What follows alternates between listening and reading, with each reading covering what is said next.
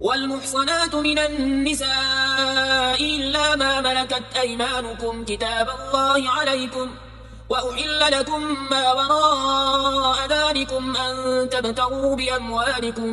محصنين غير مسافحين، فما استمتعتم به منهن فآتوهن أجورهن فريضة، ولا جناح عليكم فيما تراضيتم به من بعد الفريضة، إن الله كان عليما حكيما. ومن لم يستطع منكم قولا أن ينكح المحصنات المؤمنات فمما ملكت أيمانكم من فتياتكم المؤمنات، والله أعلم بإيمانكم بعضكم من بعض، فانكحوهن بإذن أهلهن وآتوهن أجورهن بالمعروف محصنات غير مسافحات ولا متخذات أخدان، فإذا أحصن فإن أتين بفاحشة فعليهن نصف ما على المحصنات من العذاب، ذلك لمن خشي العنة منكم، وأن تصبروا خير لكم، والله غفور رحيم. يريد الله ليبين لكم ويهديكم سنن الذين من قبلكم ويتوب عليكم، والله عليم حكيم. والله يريد أن يتوب عليكم ويريد الذين يتبعون الشهوات أن تميلوا ميلا عظيما. يريد الله أن يخفف عنكم وخلق الإنسان ضعيفا. يا أيها الذين آمنوا لا تأكلوا أموالكم بينكم بالباطل إلا أن تكون تجارة عن تراض منكم، ولا تقتلوا أنفسكم إن الله كان بكم رحيما. ومن يفعل ذلك عدوانا وظلما فسوف نصليه نارا، وكان ذلك على الله يسيرا. إن تجتنبوا كبائر ما تنهون عنه نكفر عنكم سيئاتكم وندخلكم مدخلا كريما. ولا تتمنوا ما فضل الله به بعضكم على بعض، للرجال نصيب مما اكتسبوا وللنساء نصيب مما اكتسبن، واسألوا الله من فضله إن الله كان بكل شيء عليما. ولكل جعلنا موالي مما ترك الوالدان والأقربون والذين عقدت أيمانكم فآتوهم نصيبهم إن الله كان على كل شيء شهيدا. الرجال قوامون على النساء بما فضل الله بعضهم على بعض وبما أنفقوا من أموالهم، فالصالحات قانتات حافظات للغيب بما حفظ الله. واللاتي تخافون نشوزهن فعظوهن واهجروهن في المضاجع واضربوهن، فإن أطعنكم فلا تبغوا عليهن سبيلا إن الله كان عليا كبيرا. وإن خفتم شقاق بينهما فابعثوا حكما من أهله وحكما من أهلها إن يريدا إصلاحا يوفق الله بينهما إن الله كان عليما خبيرا. واعبدوا الله ولا تشركوا به شيئا وبالوالدين إحسانا وبذي القربى واليتامى والمساكين والجار ذي القربى والجار الجنب والصاحب بالجنب وابن السبيل وما ملكت أيمانكم إن الله لا يحب من كان مختالا فخورا. الذين يبخلون ويأمرون الناس بالبخل ويكتمون ما آتاهم الله من فضله وأعتدنا للكافرين عذابا مهينا. والذين ينفقون أموالهم رئاء الناس ولا يؤمنون بالله ولا باليوم الآخر ومن يكن الشيطان له قرينا فساء قرينا. وماذا عليهم لو آمنوا بالله واليوم الآخر وأنفقوا مما رزقهم الله وكان الله بهم عليما إن الله لا يظلم مثقال ذرة وإن تك حسنة يضاعفها ويؤت من لدنه أجرا عظيما فكيف إذا جئنا من كل أمة بشهيد وجئنا بك على هؤلاء شهيدا يومئذ يود الذين كفروا وعصوا الرسول لو تسوى بهم الأرض ولا يكتمون الله حديثا يا أيها الذين آمنوا لا تقربوا الصلاة وأنتم سكارى حتى تعلموا ما تقولون ولا جنبا إلا عابري سبيل حتى تغتسلوا وإن كنتم مرضى أو على سفر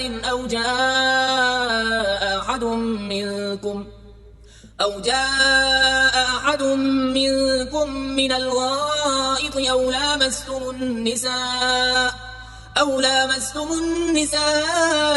فلم تجدوا ماء فتيمموا صعيدا طيبا فامسحوا بوجوهكم وأيديكم إن الله كان عفوا غفورا ألم تر إلى الذين أوتوا نصيبا من الكتاب يشترون الضلالة ويريدون أن تضلوا السبيل والله أعلم بأعدائكم وكفى بالله وليا وكفى بالله نصيرا من الذين هادوا يحرفون الكلم عن مواضعه ويقولون سمعنا وعصينا واسمع غير مسمع وراعنا ليا بألسنتهم وطعنا في الدين ولو أنهم قالوا سمعنا وأطعنا واسمع وانظرنا لكان خيرا لهم وأقوم ولكن لعنهم الله بكفرهم فلا يؤمنون إلا قليلا يا أيها الذين أوتوا الكتاب آمنوا بما نزلنا مصدقا لما معكم من قبل أن نطمس وجوها فنردها على أدبارها أو نلعنهم كما لعنا أصحاب السبت وكان أمر الله مفعولا إن الله لا يغفر أن يشرك به ويغفر ما دون ذلك لمن يشاء ومن يشرك بالله فقد افترى إثما عظيما ألم تر إلى الذين يزكون أنفسهم بل الله يزكي من يشاء ولا يظلمون فتيلا انظر كيف يفترون على الله الكذب وكفى به إثما مبينا ألم تر إلى الذين أوتوا نصيبا من الكتاب يؤمنون بالجبت والطاغوت ويقولون للذين كفروا هؤلاء أهدى من الذين آمنوا سبيلا أولئك الذين لعنهم الله ومن يلعن الله فلن تجد له نصيرا أم لهم نصيب من الملك فإذا لا يؤتون الناس نقيرا أم يحسدون الناس على ما آتاهم الله من فضله فقد آتينا آل إبراهيم الكتاب والحكمة وآتيناهم ملكا عظيما فمنهم من آمن به ومنهم من صد عنه وكفى بجهنم سعيرا إن الذين كفروا بآياتنا سوف نصليهم نارا كلما نضجت جلودهم بدلناهم جلودا غيرها ليذوقوا العذاب إن الله كان عزيزا حكيما والذين آمنوا وعملوا الصالحات سندخلهم جنات تجري من تحتها الأنهار خالدين فيها أبدا لهم فيها أزواج مطهرة وندخلهم ظلا ظليلا إن الله يأمركم أن تؤدوا الأمانات إلى أهلها وإذا حكمتم بين الناس أن تحكموا بالعدل إن الله نعم ما يعظكم به إن الله كان سميعا بصيرا يا أيها الذين آمنوا أطيعوا الله وأطيعوا الرسول وأولي الأمر منكم فإن تنازعتم في شيء فردوه إلى الله والرسول إن كنتم تؤمنون بالله واليوم الآخر ذلك خير وأحسن تأويلا ألم تر إلى الذين يزعمون أنهم آمنوا بما أنزل إليك وما أنزل من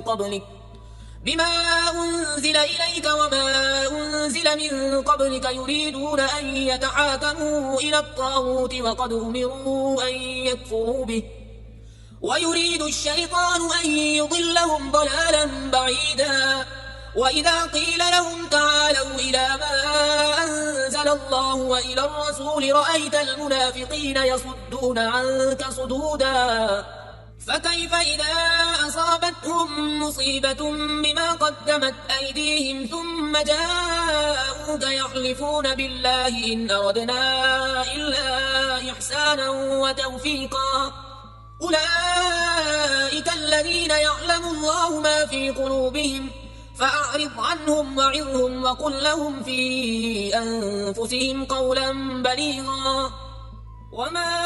أرسلنا من رسول إلا ليطاع بإذن الله ولو أنهم إذ ظلموا أنفسهم جاءوك فاستغفروا الله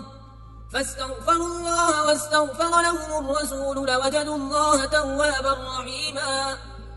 فلا وربك لا يؤمنون حتى يحكموك فيما شجر بينهم ثم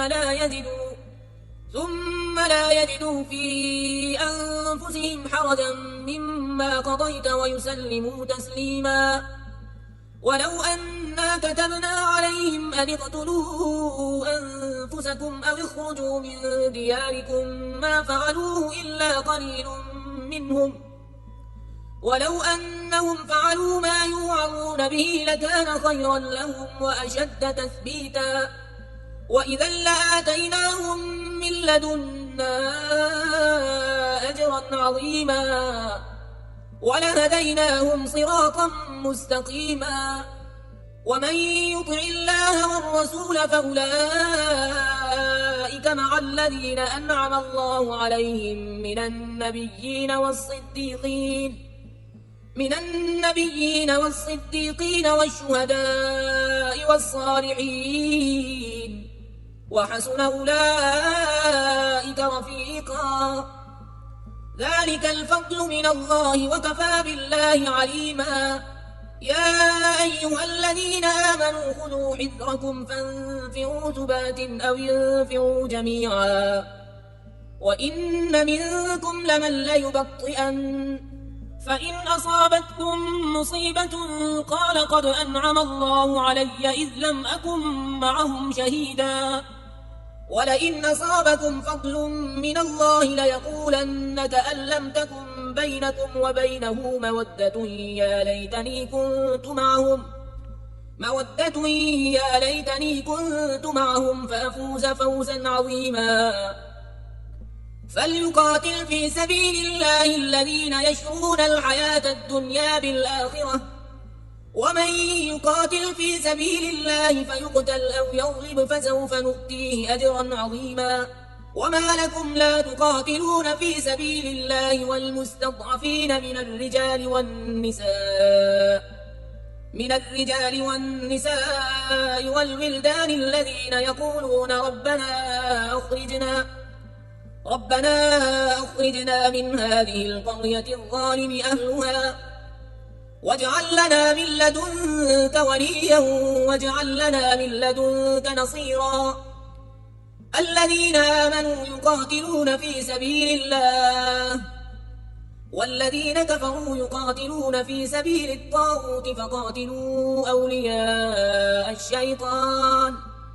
إن كيد الشيطان كان ضعيفا ألم تر إلى الذين قيل لهم كفوا أيديكم وأقيموا الصلاة وآتوا الزكاة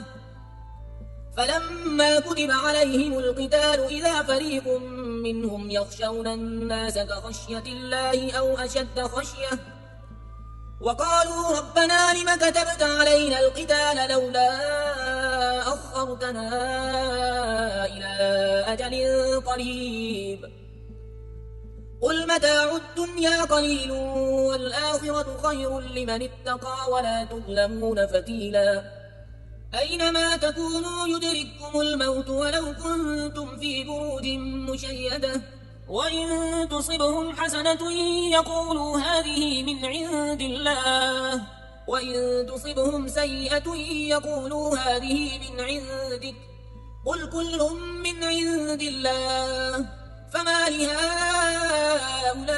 القوم لا يكادون يفقهون حديثا ما أصابك من حسنة فمن الله وما أصابك من سيئة فمن نفسك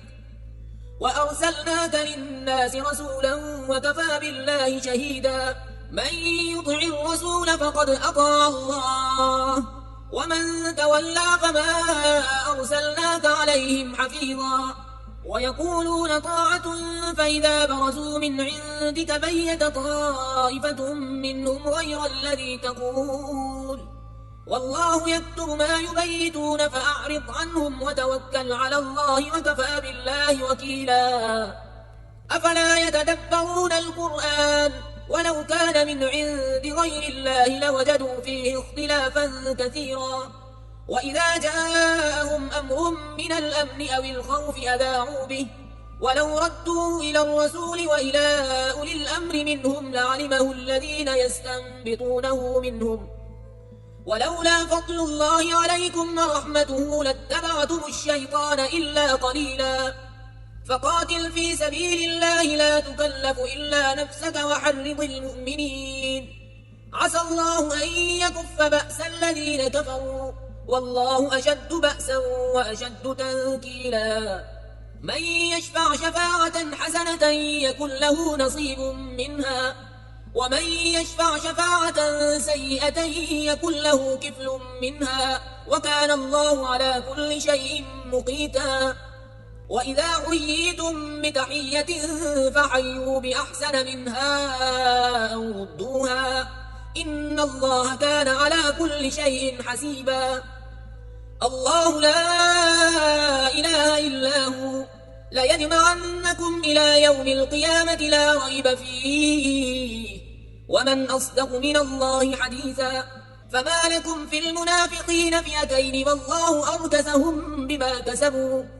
أتريدون أن تهدوا من أضل الله ومن يضلل الله فلن تجد له سبيلا ودوا لو تكفرون كما كفروا فتكونون سواء فلا تتخذوا منهم أولياء حتى يهاجروا في سبيل الله فإن تولوا فخذوهم واقتلوهم حيث وجدتموهم ولا تتخذوا منهم وليا ولا نصيرا إلا الذين يصلون إلى قوم بينكم وبينهم ميثاق أو جاءوكم حصرت صدورهم أن يقاتلوكم أو يقاتلوا قومهم ولو شاء الله لسلطهم عليكم فلقاتلوكم فإن اعتزلوكم فلم يقاتلوكم وألقوا إليكم السلم فما جعل الله لكم عليهم سبيلا ستجدون آخرين يريدون أن يأمنوكم ويأمنوا قومهم كلما ردوا إلى الفتنة أركسوا فيها فإن لم يعتزلوكم ويلقوا إليكم السلم ويكفوا أيديهم فخذوهم واقتلوهم حيث ثقفتموهم وأولئكم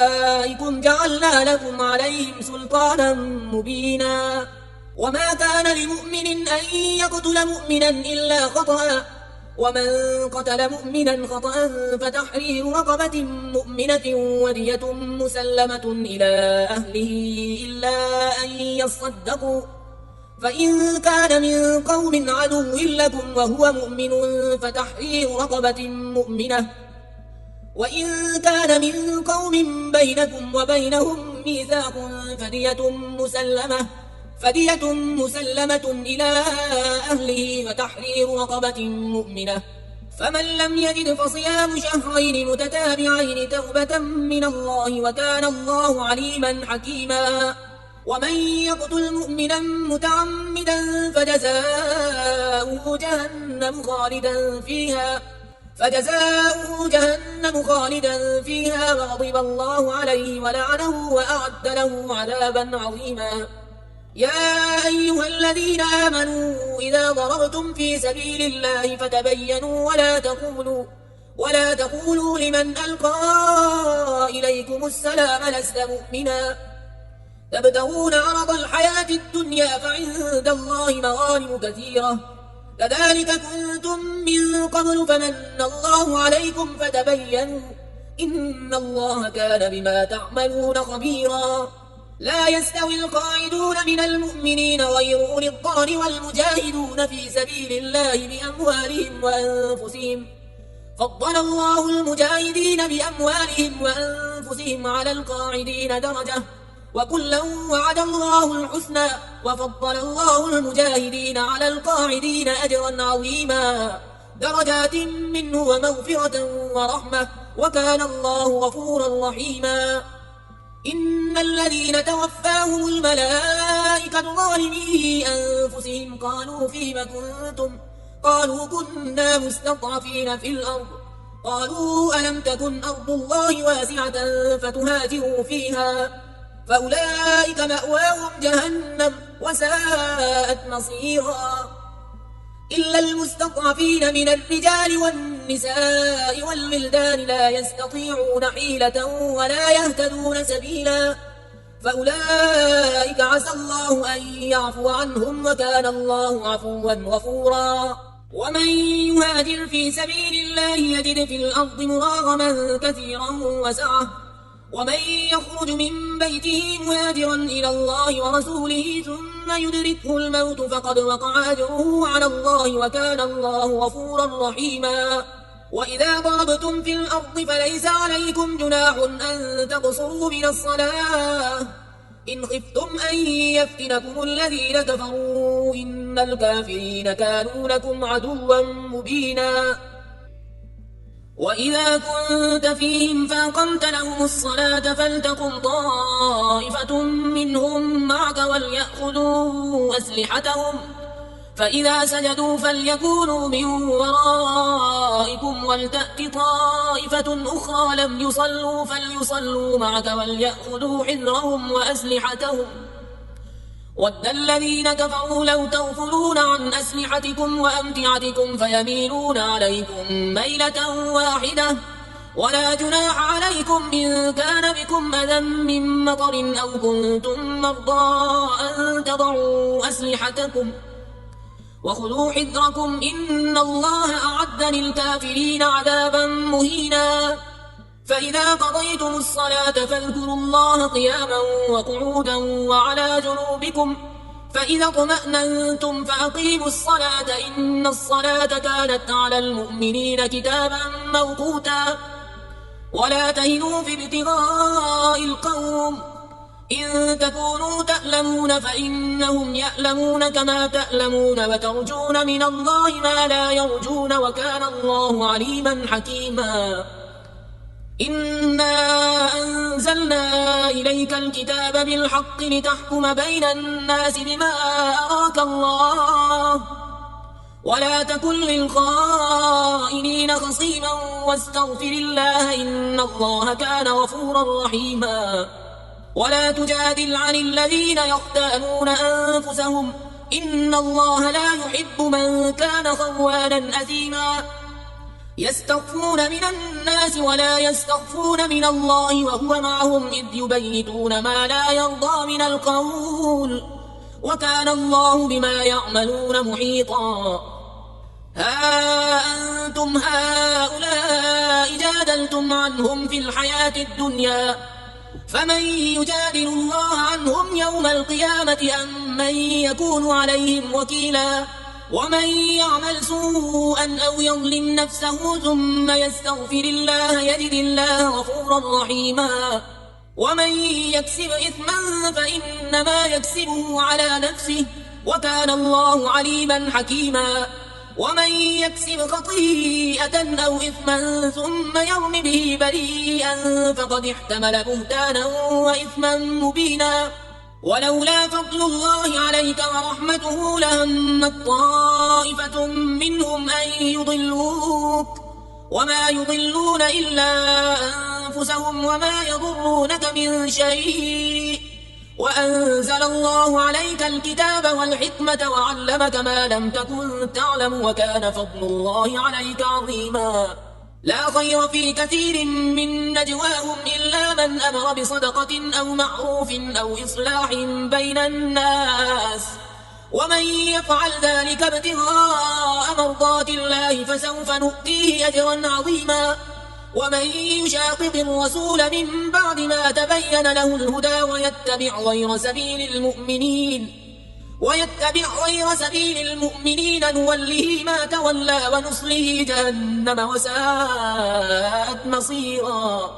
إن الله لا يغفر أن يشرك به ويغفر ما دون ذلك لمن يشاء ومن يشرك بالله فقد ضل ضلالا بعيدا.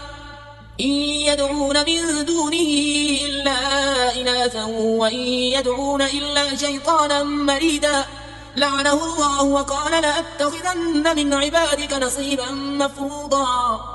ولأضلنهم ولأمنينهم ولآمرنهم فليبتكن آذان الأنعام ولآمرنهم فليغيرن خلق الله. ومن يتخذ الشيطان وليا من دون الله فقد خسر خسرانا مبينا.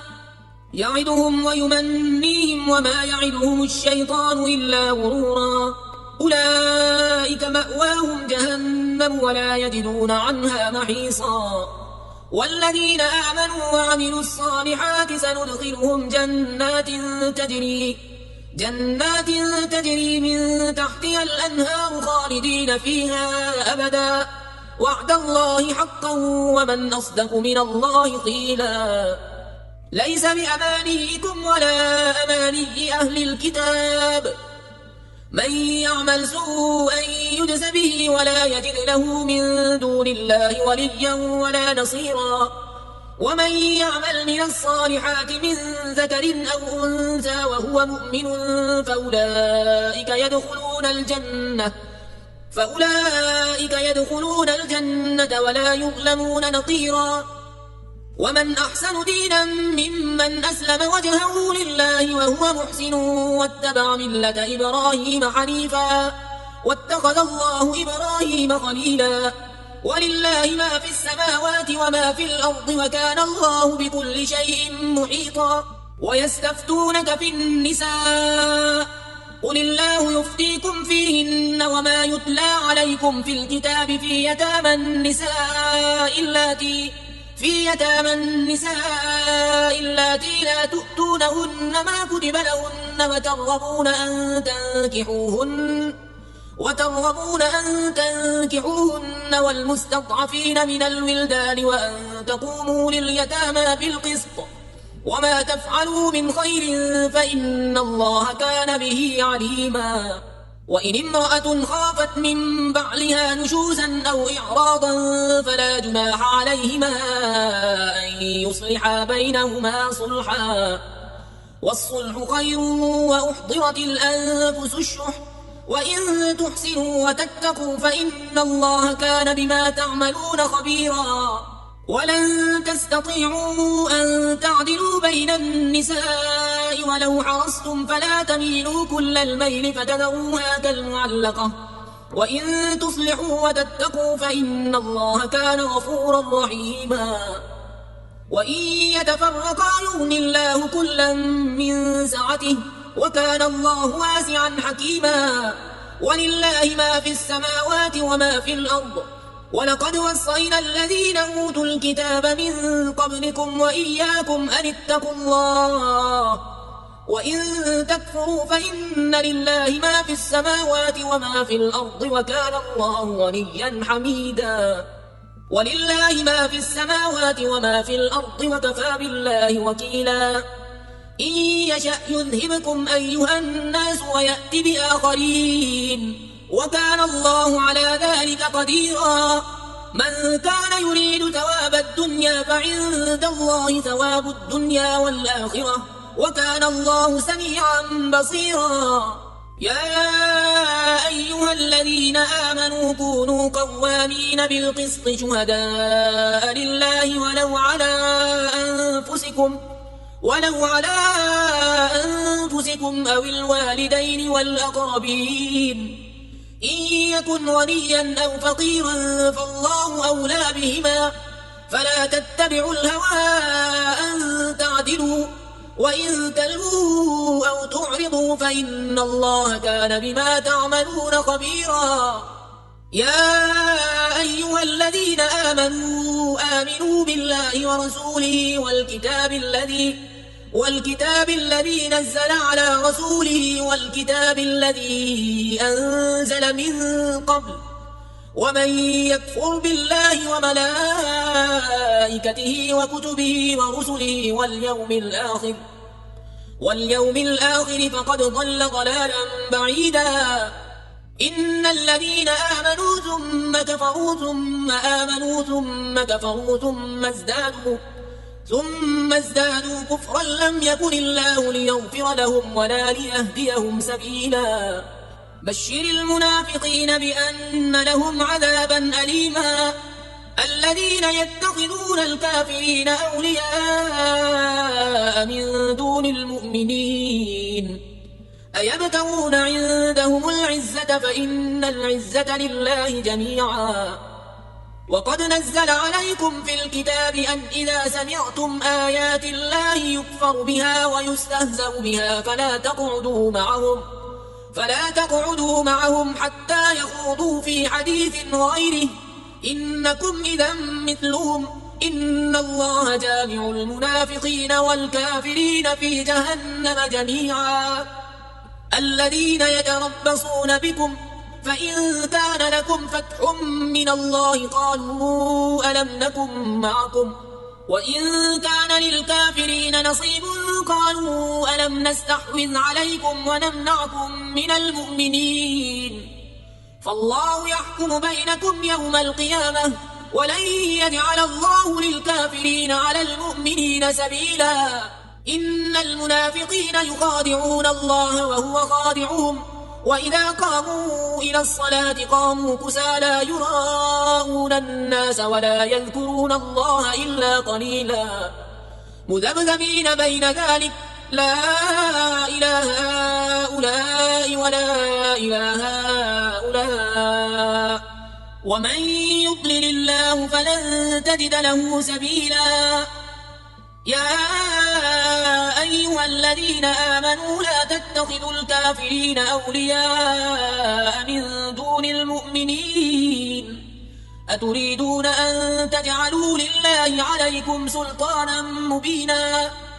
إن المنافقين في الدرك الأسفل من النار ولن تجد لهم نصيرا إلا الذين تابوا وأصلحوا واعتصموا بالله وأخلصوا دينهم لله فأولئك مع المؤمنين وسوف يؤتي الله المؤمنين أجرا عظيما. ما يفعل الله بعذابكم إن شكرتم وآمنتم وكان الله شاكرا عليما.